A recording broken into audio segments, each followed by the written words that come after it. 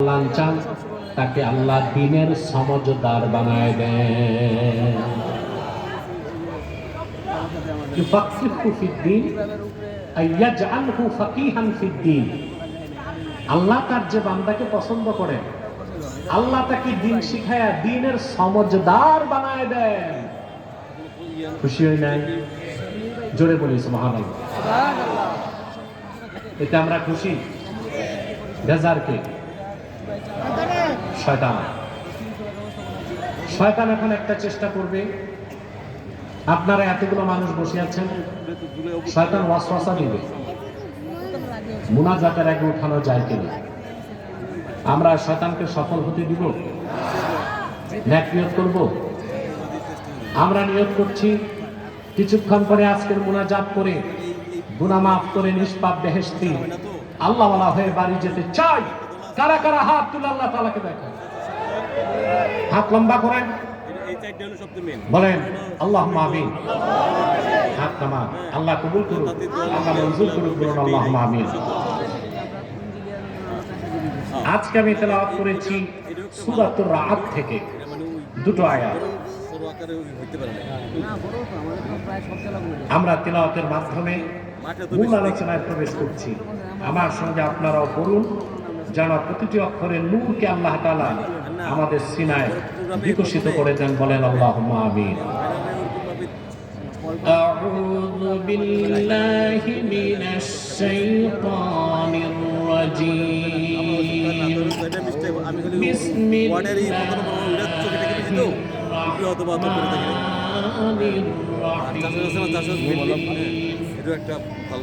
ويقول الذين كفروا لولا أنزل عليه آية من ربه قل إن الله يضل من يشاء ويهدي إليه من أناب الذين آمنوا وتطمئن قلوبهم بذكر الله ألا بذكر الله تطمئن القلوب। আওয়াজগুলো বন্ধ করো না, যাও।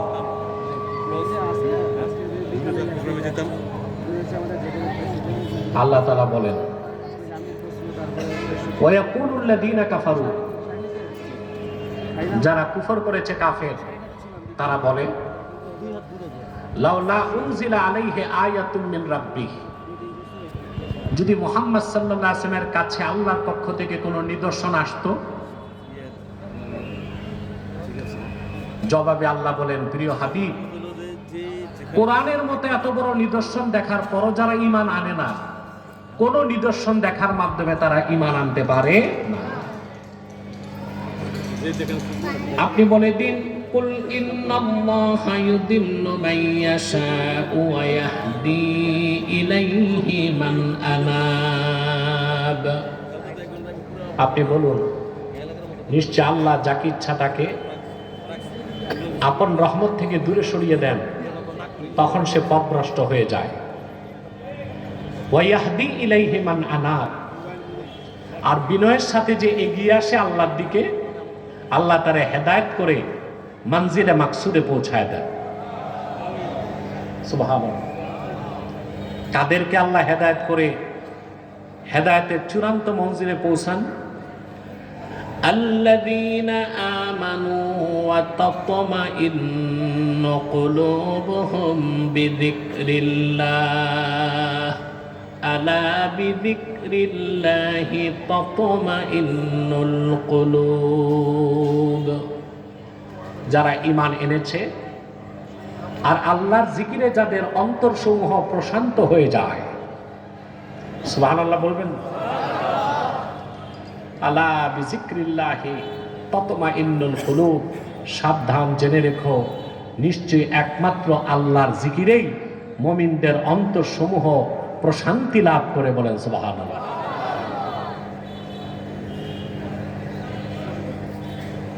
খুব সংক্ষেপে কথাগুলো বুঝবো। মাইকটা শীষ দিচ্ছে। ঢাকা শহরে মাইক এইরকম হয় নাকি? কিন্তু গ্রাম দেশের মাইকের চেয়ে ভালো থাকে। আমার বেশি আওয়াজ দরকার নাই, কম আওয়াজ হোক, পরিষ্কার আওয়াজ লাগবে। এটা মাইকম্যানকে বুঝাইতে পারতেছি না, আমার মনে হয় ফার্সিতে বলতে হবে। প্রিয় বন্ধুগণ, আল্লাহর সর্বশ্রেষ্ঠ কুদরত, রাসূলুল্লাহর সর্বশ্রেষ্ঠ মুজিজা এই কোরআন। সুবহানাল্লাহ বলবেন না? আল্লাহ রাব্বুল আলামিন তার আখিরি নবী মুহাম্মদ সাল্লাল্লাহু আলাইহি ওয়াসাল্লামের উপর 30 পারা কোরআন নাজিল করেছেন। এটাই আল্লাহর শ্রেষ্ঠ কুদরত, রাসূলুল্লাহর শ্রেষ্ঠ মুজিজা। এত বড় নিদর্শন দেখার পরও যে কাফেররা ঈমান আনে নাই, আল্লাহ বলে দিয়েছেন নিদর্শন দেখলেই ঈমান আনা যায় না। আল্লাহ যাকে চান তারে হেদায়েত করেন, আর যাকে চান না সে পথভ্রষ্ট হয়ে যায়। কোরআন কত বড় নিদর্শন! কোরআন নাজিলের পর কাফেরদের মস্তক অবনত হয়ে গেল। এখন ঈমান না আনার জন্য তারা বিভিন্ন অজুহাত বের করতে লাগলো। কি বের করতে লাগলো? মন গড়া কথা, যে কোরআন আসলো কেন, যদি এইটা আসতো। বিভিন্ন উদ্ভট কথা তারা বলতে লাগলো। আল্লাহ তার হাবিবকে কাফেরদের সেই উদ্ভট প্রস্তাবের জবাব দিয়েছেন যে কাফেররা যত নিদর্শন দেখতে চায় সব দেখালো, তারা ঈমান আনবে না। কারণ সবচেয়ে বড় নিদর্শন 30 পারা কোরআন। এইটা দেখার পর যে ঈমান আনে না, কোন নিদর্শনে সে ঈমান আনবে না। আল্লাহ তাআলা বলেন, ওয়ালাউ আন্নানা নাযালনা ইলাইহিমুল মালাইকাতা ওয়া কাল্লামাহুমুল মাউতা ওয়া হাশারনা আলাইহিম কুল্লা শাইইন ক্বাবুলাম মা কানু লিয়ুমিনু ইল্লা আইয়াশা আল্লাহ ওয়ালাকিন্না আকসারাহুম ইয়াজহালুন। হে রাসূল, ওরা নিদর্শন দেখতে চায়।